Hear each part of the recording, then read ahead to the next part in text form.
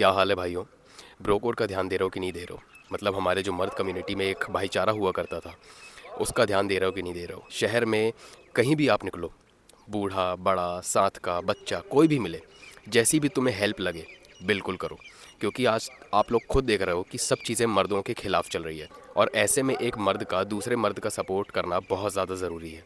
जहाँ पर कोई आदमी सामने नहीं आता ना दूसरे आदमी की हेल्प करने के लिए, वहाँ पे मैं चाहता हूँ मेरे भाई कि तुम एक ऐसे आदमी होने चाहिए जो उस आदमी की हेल्प करने आ सके, एक आदमी होने के नाते। क्योंकि एक आदमी को आज की डेट में दूसरे आदमी के सपोर्ट सबसे ज़्यादा ज़रूरी है। क्योंकि आजकल ऑलमोस्ट सब चीज़ें हमारे अगेंस्ट हो गई है, चाहे वो लॉज हो या फिर चाहे हमारा सबसे स्ट्रॉन्ग टीममेट वुमेन, वो भी हमारे ऑलमोस्ट अगेंस्ट होती जा रही है।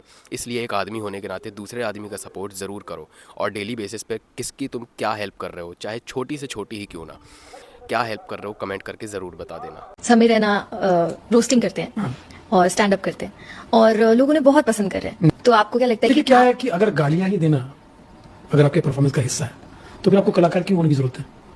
मेरे बिल्डिंग में वॉचमैन, उसको 10 रुपए के ज्यादा दारू पिला दो, वो आपसे अच्छी गालियां देगा और आपसे बढ़िया कंटेंट देगा। वो कलाकार नहीं है, लेकिन उसको छोड़ दो। ऐसा 50-100 रुपए ज्यादा की औकात नहीं होती, बस इतनी औकात होती है गालियां देने वाले की।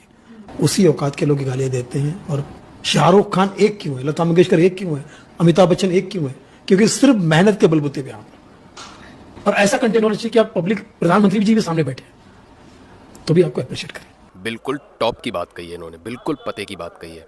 यही चीज़ मैंने जब इंस्टाग्राम पे मैंने एक ग्रुप बनाया हुआ है, उस ग्रुप में भी एक बंदे ने रशियन वाले जोक को लेकर डिफेंड करते हुए कहा था कि भाई ये तो एक सिर्फ जोक है, लोग इसको मजाक की तरह लेंगे और भूल जाएंगे। फिर मैंने उसको एक चीज़ समझाई थी कि भाई देखो, रशियन वाला जोक को आप डिफेंड कर रहे हो, आपको पता नहीं है कि वो अपनी डार्क रियलिटी क्या रखता है अंदर। अगर वही जोक हमारी किसी बहन के ऊपर कोई यूज़ करे, बाहर की दूसरी कंट्री वाला, तब हमें कैसा फील होगा?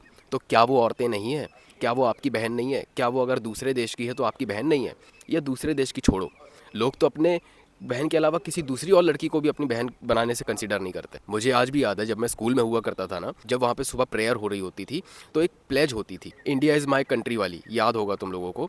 वहाँ पे ना मेरे अगल बगल में लड़के खड़े होकर जब वो वाली लाइन आती थी ना, India is my country and all Indians are my brothers and sisters, तो वहाँ पे वो लोग पता क्या करते थे, वहाँ पे ये चीज़ बोलने के बाद एक्सेप्शंस लगाते थे। एक्सेप्शन लगा के लड़कियों का नाम लेते थे कि किस किस लड़की को छोड़ के बाकी सब मेरे भाई बहन है। तो ये मेंटेलिटी आ किधर से रही है? कहीं ना कहीं से तो प्रमोट हो रहा होगा कि अपनी सिर्फ बहन होती है, बाकी दूसरी वाली को आप कैसे भी ट्रीट कर सकते हो। ये चीज़ कहीं ना कहीं से तो प्रमोट हुई होगी। और हम अनफॉर्चुनेटली हम जिनको अपना आइडल समझते हैं ना, यूट्यूबर्स को, कहीं ना कहीं उन्होंने भी इस चीज़ को प्रमोट किया है। तो ये चीज़ कहीं ना कहीं से तो प्रमोट हुई होगी ना, वरना लोगों को कैसे पता कि किसको अपनी बहन बोलना है और किसको नहीं बोलना। दूसरी बात, अगर जोक को जोक की तरह लिया जाता होता तो रशियन वाला जो जोक है वो इतना बड़ा स्टीरियोटाइप बनता? क्या वो इतना बड़ा स्टीरियोटाइप बनता कि किसी रशियन को देखकर एक बच्चे के बच्चे, छोटा सा छोटा बच्चा भी होगा ना, तो उसके मुंह से 6000 निकल जाता? कॉमन होता जा रहा है। अगर जोक को जोक की तरह लिया जाता तो क्या ये इतना बड़ा स्टीरियोटाइप बनता? मुझे इस बात का जवाब दे देना कमेंट सेक्शन में। दूसरी चीज़, जो समय रैना की कॉमेडी है, कई बारी वो हेल्दी कॉमेडी करता है, आई कंसिडर इट, मैं मानता हूँ इस चीज़ को, लेकिन ज़्यादातर मोस्ट ऑफ द टाइम उसकी कॉमेडी में वल्गैरिटी और गालियाँ होती हैं। और ये चीज़ और अदर स्टैंड अप कॉमेडियंस की भी बात है। वो हर्ष गुजराल जिसने 6000 वाला जोक रशियन वाला मारा था, सबसे घटिया आज तक का बनाया हुआ। कॉमेडियंस हमारे देश में और भी बहुत सारे हैं भाई, लेकिन किसी को गाली देकर, किसी को डिफेम करके, उसकी बेइज्जती करके मजाक बनाना ना कॉमेडी नहीं कहलाता। कॉमेडी ये लोग भी करते थे, राजू श्रीवास्तव जैसे लेजेंड, ये भी कॉमेडी करते थे, और इनकी कॉमेडी आज तक इतनी रेलेवेंट है कि अगर इनकी कोई सबसे पुरानी क्लिप भी उठाकर कोई देख लेना तो ऐसा हो नहीं सकता कि कोई हंसे ना, किसी को हंसी ना आए। एक चैनल आता था स्टार वन, उस पे एक कॉमेडी शो आया करता था। बिपाशा बासु से मेरा चक्कर चल रहा है। नहीं यार। हाँ, और मामला 50-50 तय हो गया। कैसे? मैं मान गया, हाँ? वो नहीं मान रही। तीनों आनंद साहब साल के 12 महीने खुश रहते हैं।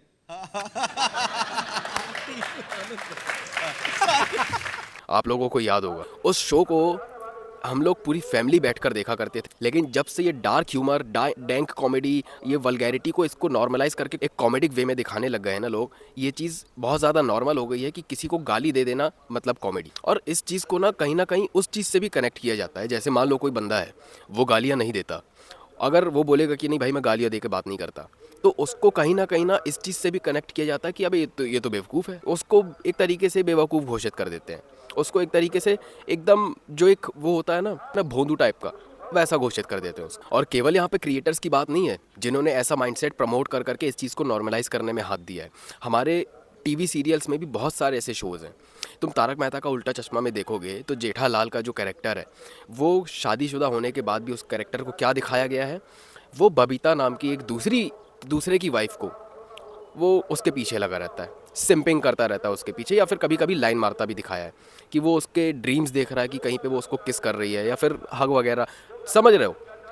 वो एक एक्स्ट्रा मैरिटल अफेयर को एक तरीके से प्रमोट किया गया है। उसको मतलब उसने ऐसा किया नहीं है, बट अगर उसको इमेजिन करता हुआ भी दिखाया गया है ना, तो एक तरीके से ये इमोशनल चीटिंग का मतलब मैसेज पहुंचाया गया है। और इस चीज़ के ऊपर किसी ने आज तक बात नहीं की और किसी ने ऑफेंस नहीं दिखाया। इसके साथ ही भाभी जी घर पर है शो आप लोगों ने देखा होगा, जब शुरू में आया था ना तो उस चीज़ को मैंने भी बहुत ज़्यादा एंजॉय किया था।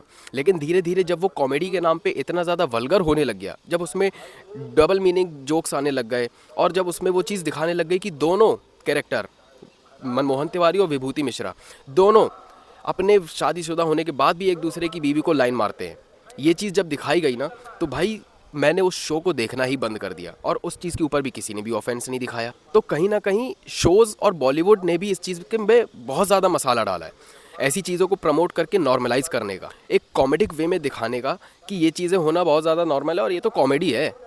पीछे साउंड इफेक्ट लगा दिया हंसने वाला ताकि लोगों को समझ में आ जाए कि अच्छा यहाँ पे हंसना था। तो मैंने अपनी पिछली भी वीडियोस में कुछ वीडियोस में ये चीज़ कही हुई है कि आप लोग जिसको फॉलो करते हो ना, आपको नहीं पता कि वो आपको क्या डिलीवर कर रहे हैं, आपको क्या प्रमोट कर रहे हैं, आपके लिए क्या चीज़ों को नॉर्मलाइज कर रहे हैं। लेटेंट शो में वो जो रेड ड्रेस वाली एक वुमेन वायरल हुई थी, भले हो सकता है कि वो स्क्रिप्टेड हो, भले अगर स्क्रिप्टेड था भी तो स्क्रिप्टेड होने के बाद भी उस चीज़ ने क्या प्रमोट किया भाई, उतना वो सीन क्या प्रमोट कर रहा था उस शो का, बहुत अच्छे से आप लोगों को ये चीज़ पता होगी। तो डार्क ह्यूमर के नाम पे आप किसी को डबल मीनिंग जोक्स दे रहे हो और सामने वाला अगर उस चीज़ को सुनकर रिएक्ट नहीं कर रहा है कि चलो ठीक है यार दोस्त है, तो इसका मतलब ये नहीं हुआ कि वो चीज़ उसके लिए नॉर्मलाइज्ड हो गई। ये चीज़ देखने वालों के लिए नॉर्मलाइज होती है जो उनको फॉलो कर रहा है, क्योंकि वो जब देखते हैं ना ऑन कैमरा कि यार उसने उसके साथ ऐसा जोक किया और वो सामने वाला उस चीज़ पे हंस रहा है, थोड़ा सा मतलब उसने लाइटली ले लिया कि चल ठीक है यार दोस्त है अपना, तो ये चीज़ जब लोग देखते हैं ना व्यूअर, तो उनको लगता है कि शायद ऐसी कॉमेडी नॉर्मलाइज होती है, नॉर्मल होती है, शायद ये बहुत ज़्यादा कॉमन है, गालियाँ देना कॉमन है। आजकल छोटे छोटे बच्चे माँ बहन की गालियाँ दे रहे हैं और इतनी गंदी गंदी गालियाँ देते हैं भाई कि सुन के अपने को शर्म आ जाए। और ये तो चलो हो गई कॉमेडियंस की बात, इसमें पेरेंट्स का भी रोल रहता है, क्योंकि पेरेंट्स ना सबसे पहले ट्रैक नहीं करते कि उनका बच्चा फ़ोन में देख क्या रहा है, वो किसको फॉलो कर रहा है, किसका कंटेंट कंज्यूम कर रहा है। सबसे पहली गलती तो ये हो गई। दूसरी गलती, कई सारे पेरेंट्स को मैंने देखा कि अपने बच्चे के सामने ही माँ बहन की गालियाँ दे रहे होते हैं, ज़्यादातर पापा लोग, फादर फिगर ज़्यादातर मैंने देखा है, बहुत सारे ऐसे वो अपने बच्चों के सामने ही गालियां दे रहे होते हैं माँ बहन की। भाई आप यकीन नहीं मानोगे, मैं रिवील नहीं करना चाहता, मेरे एक रिलेटिव का बच्चा है अभी लगभग 6-7 साल का है और उसको माँ बहन की गालियां देना आता है। किधर से सीखी उसने, कहाँ से, चलो मान लिया घर से नहीं सीखी होगी, उसने बाहर किसी सोसाइटी में तो किसी को देते हुए देखा होगा, उसने तो देखा होगा ना कि यार सब लोग ऐसे माँ बहन की गालियाँ दे के बात कर रहे हैं तो शायद ऐसे ही बात की जाती है, उसको तो ये लगेगा ना। इसलिए ट्रैक करना बहुत ज़रूरी है भाई कि आप किसको फॉलो कर रहे हो और वो आपको डिलीवर क्या कर रहा है कंटेंट के नाम पे। कुछ भी चल रहा है भाई आजकल देश में, कुछ भी, किसी को भी इन्फ्लुएंसर को उठा के कैसा भी चाहे कंटेंट बनाता हो अवार्ड पकड़ा दो। रिया राजपूत को भी मिला था, मैंने दिखाया था पिछली वीडियो में, वो रेबेल किड को उठा के स्टेज पे खड़ा कर दिया यूथ आइकन बना के। अरे भाई यूथ आइकन आप जिसको बना रहे हो पता तो हो कि उसके पास डिलीवर करने के लिए क्या है, यूथ को सिखाने के लिए क्या है। इसीलिए भाई मैं लास्ट में यही चीज़ बोलूँगा, पेरेंट्स के लिए ये चीज़ बोलूँगा कि आप ट्रैक करो कि आपका बच्चा क्या देख रहा है फ़ोन में और किसका कंटेंट वो कंज्यूम कर रहा है, वो कंटेंट जिसको फॉलो कर रहा है वो कंटेंट है क्या। मैंने केस 2 के ऊपर वीडियो बनाई थी ना कि वो चीज़ें क्या प्रमोट कर रहा है, तो लोग आकर मुझे उल्टा गालियाँ देने लग गए थे। वेट करो, मैं उसके ऊपर एक वीडियो बना रहा हूँ, रिएक्शन वीडियो बना रहा हूँ और सब चीज़ क्लियर करूँगा कि उसकी वीडियो कहाँ से गलत थी, क्या चीज़ें इनडायरेक्टली प्रमोट कर रही है और किस तरह से प्रभाव पड़ता है। दूसरी चीज़, बच्चे जो देख रहे हैं, टीनेजर्स जो मेरे छोटे भाई लोग हैं, उनको भी मैं ये चीज़ बोलना चाहता हूँ कि बहुत ध्यान से फॉलो करो कि आप किसको फॉलो कर रहे हो, कॉन्शियसली उस चीज़ को ट्रैक करो कि आप जिसको फॉलो कर रहे हो वो आपको प्रमोट क्या चीज़ें कर रहा है, आपको क्या चीज़ें करने में वो इनडायरेक्टली मजबूर कर सकता है, आपके लिए क्या चीज़ें वो नॉर्मलाइज कर रहा है। इस चीज़ को बहुत अच्छे से ट्रैक करो और जो जेन्युइन है, जो अच्छे क्रिएटर्स हैं ना, उनको फॉलो करो, क्योंकि जब आप लोग उनको फॉलो नहीं करते हो ना, तब उनको भी ना चाहते हुए गलत रास्ते पे जाना पड़ जाता है, क्योंकि उनको ये चीज़ दिखती है कि मैं यार अच्छे काम करके भी मुझे फॉलोअर्स नहीं मिल रहा है, मुझे लाइट नहीं मिल रही, तो उनको भी ना चाहते हुए गलत कामों में उतरना पड़ जाता है, क्योंकि एट दी एंड उनको भी अपना घर चलाना है। इसीलिए अच्छे क्रिएटर्स को फॉलो करना शुरू करो। तो बस आज की वीडियो में बस इतना ही। वीडियो कैसी लगी मुझे कमेंट करके ज़रूर बता देना। पसंद आई हो या ना पसंद आई हो कोई दिक्कत नहीं है, मैं और ज़्यादा इसको इम्प्रूव करूँगा कंटेंट को अपने। आप शेयर कर देना, क्योंकि मैसेज पहुँचना बहुत ज़रूरी है। इसके साथ ही अगर तुम चैनल पर नए आए थे और मेरी रायपुर की जर्नी पूरी जानना चाहते हो तो प्लीज़ चैनल को सब्सक्राइब करके मुझे 50,000 सब्सक्राइबर्स तक जल्दी ही से जल्दी पहुंचा दो, क्योंकि इतनी ज़्यादा मोटिवेटिंग स्टोरी है और इतनी ज़्यादा इंस्पायरिंग स्टोरी है कि आप लोग बिलीव नहीं करोगे सुन के कि मैंने क्या क्या चीज़ें फेस की है। इसलिए जल्दी से जल्दी मुझे 50,000 सब्सक्राइबर्स तक पहुंचा दो। इसके साथ ही अगर तुम मुझसे 1-on-1 कोचिंग कॉल में बात करना चाहते हो तो लिंक नीचे डिस्क्रिप्शन में है, चेक कर लेना। और अगर तुमने मुझे अब तक इंस्टाग्राम पर फॉलो नहीं किया है तो जाओ फॉलो करो, ऐसा ही बढ़िया बढ़िया कंटेंट मैं वहाँ पर भी डालता रहता हूँ। मैं मिलूंगा आपको नेक्स्ट वीडियो में। टिल देन मचाते रहो। खुद पे यकीन तो आसमां भी झुक जाएगा, तेरी मेहनत का जादू चमत्कार कर जाएगा।